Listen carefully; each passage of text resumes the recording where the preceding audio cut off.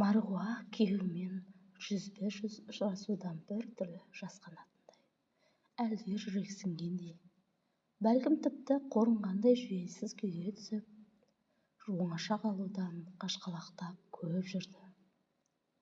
Күйеуінен бұлай жөнсіз тайсақтаудың заты әйел емес пе?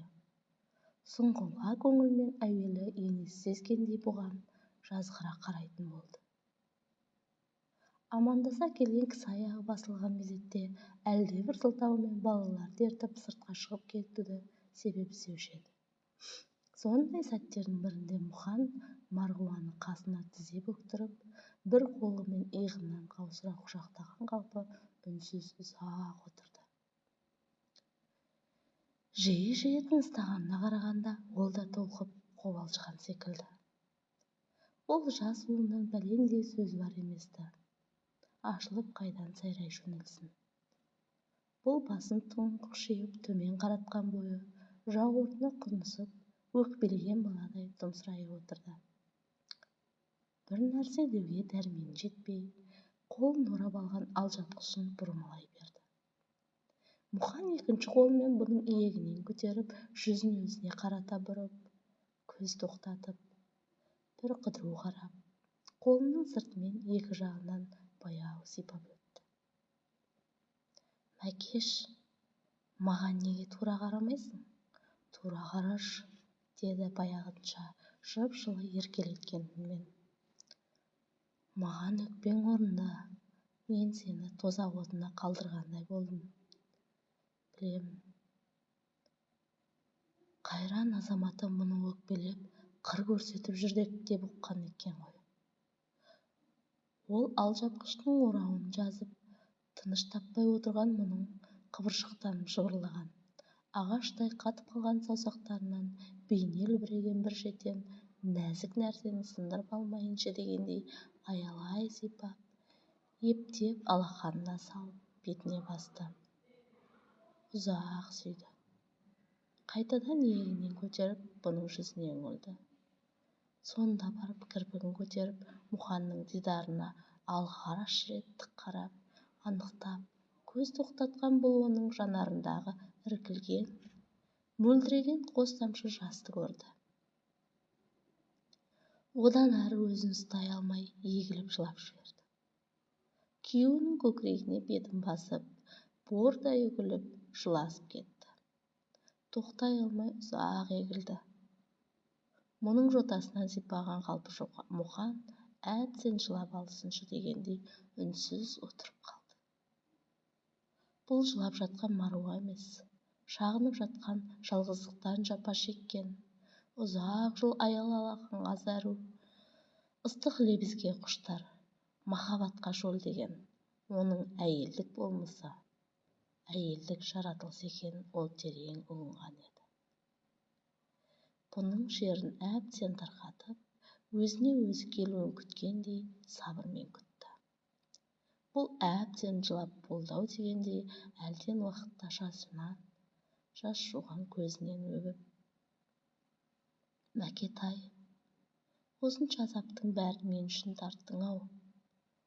Мен саған бақ емес, сор әкелдім білем. Жаным аман болып, осыдан жер басып жүрсем, төбеме көтеріп өтемін, деді мұның шашына бетін басқан қалпы алақанымен сыбырлай.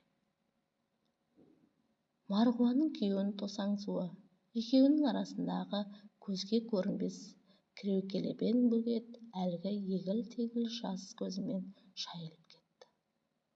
Бұл Мұқанның көзіндегі әне төгілейін, міне төгілейін деп мөлдіреп тұрған қос тамшыдан оның кіршіксіз таза жан дүниесін, қылау түспеген өзіне деген көңілін көргенде барлық күмәннан арылып, жүзі жайнап сала берді.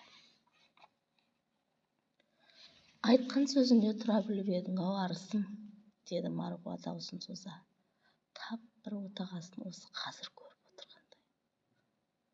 Әр нәрсені еске алғанда кейде осылай дауыстап сөйлеп кететін әдет шығарып жүр. Ішіндегі шері кенересімен асып, лықсып сыртқа шығып кетті. Оны балалар қайдан ұқсын, қарттыққа балайды ғой. оның мәнін тек Маруа білер. Сырттан өзімен бірге бір құшақ салқын ауа самал леп алып, көршісі екпендей енді палатаға келген бойда теледидарға қол созды. «Апа, кино көресіз бе?» Маруа оның өзінің әлдене көргісі келіп тұрғанын сезді. «Өзіңнің қалағаныңды қойып қоя бер. Көзім бұлдырап, мен соның қай-қайсында көріп жатқанын шамалау» деді. «Сізге бөгет жасамаса, мен аз уақыт қарай тұрайыншы» деп сыпайыгершілік танытып жатыр. «Пейіліңе рахмет». Даусын жайлап қойып, түні бойы қарасаң да қарсылығым жоқ. Маған алаңдама, мен бәрібір ұйықтап жатпаспын деді. Ауруханадағы күндізгі абыр-сабыр қарбаластың бәрі сап тиылғандай. Науқастар мен ақ халаттылардың ары-бері жосылған жүрістері саябырсықты. Төңірек жым-жырт. Ұйыған түн қараңғылығы тұтастай қымтап тастағандай айнала теп-тегіс дамыл тапқан. Кей палатаның терезесінен сыртқа сезілген болмашы жарық түседі. Бірақ қараңғылықты бұзып жарып кете алмасын сезгендей сәуле сынып жақтаудан озбайды. Ал бір палатадағы екеуінде үн жоқ. Екеуінің әуені екі басқа. Екеуінің ойы бір-бірінен тым алшақ екі әлем. Бірі ғалам шар айнасына, бірі ішкі көңіл айнасына үңіліп, өздерін алдарқатпақ жұбаныш іздегендей. Адамға алданышты. Маруаның көзін жұмуы мүмкін қысқа түнде қырық қайтара ойланып, қырық қайтара есіне алатын, ойлаған сайын тереңдей түсетін небір қалтарыс қырларын ашатын жадының тұңғиығына қайта бойлай жөнелді. Япыр-ай, сонда ұзақ ғұмырының шат-шадыман шақтарынан гөрі көңіліне шемен болып байланған тұтастарын атойлап бұрын оралатын несі екен? Міне, қазір де дәл сол ойлар. Мұқан ет жеккеннен оралғаннан кейін де Маруаның уайымы азайып, жүгі қайыптан жеңілдеп кетпегендей еді. Қайта жаңа күйініш қосылғандай. Халық жауының отбасына Алматыда тұруға рұқсат етілмейді екен. Хош, бұған қапа болар жайлар жоқ. Лагерден босатылғанмен күйеуі әлі жер аударылған есебінде органдарын тіркеуінде көрінеді.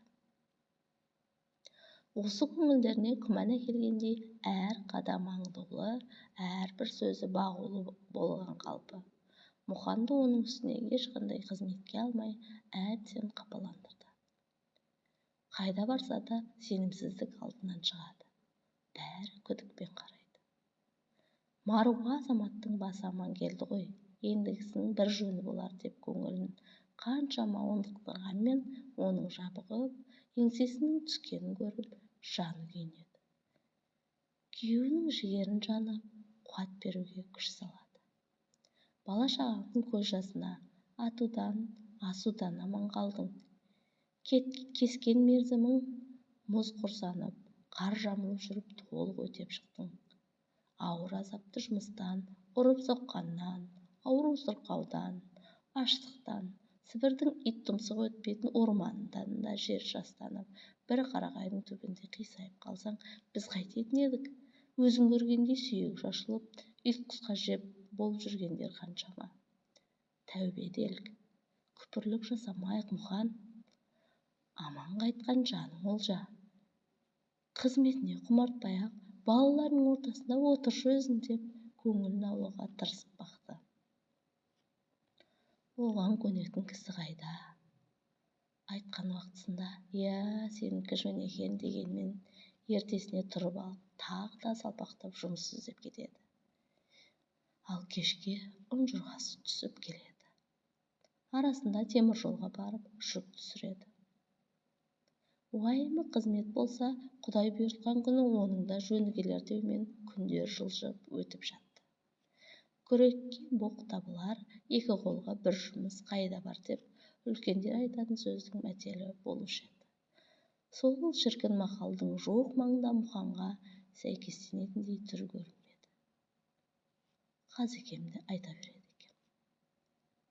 бәлкім лайықты бір қарекеттің реті қаладан келіп қалар деген үмітпен Әулиеатаға көшіп қоныс жаңалады. Мұхам бұл жақта да талай есікті қағып табанынан тозды. Нәтиже жоқ. Алматыдан, Ленинградтан оқу тамамдаған адамның білімі еш кәдеге жарамағанын айтса адамнан қызыз. Алайда солай. Лагерден босанып шыққан қағазын көрген бойы ат-тондарын ала қашатын секілді.